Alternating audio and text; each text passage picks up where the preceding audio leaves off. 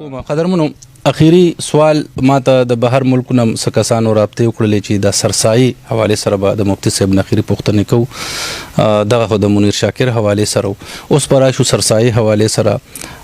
مفتی صاحب د ټولنه مخ کې دا راته چې سرسایه څومره د دا کال او په بهر ملک کې زموږ یو ملګری رابطه وکړل چې موږ سرسایه دلته ورکو یا د خپل خاندان ورکو دغه بس حکم څوک چې سرسایه ورکړي نو د کې په سعودي عرب کې ورکړي نو د کې دوه رائے دي یو د امام محمد صاحب رائے ده یو د امام یوسف صاحب رائے ده که الته ورکړي او دا څوک چې دلته موجود دي د دوی په سرونو باندې ورکړي یعنی پاکستانو روپو سره ورکړي نو د کې توسع شته خو اصح دا راغلی ده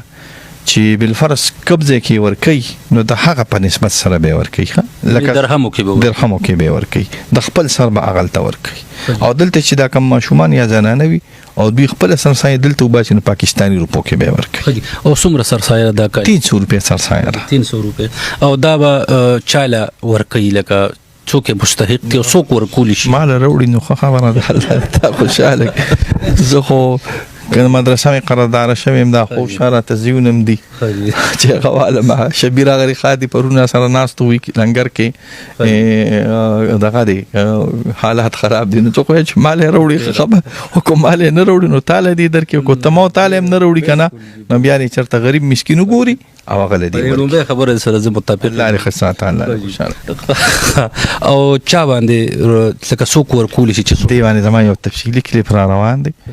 هر هغه سړی چې هغه تقریبا د 1,40,000 روپو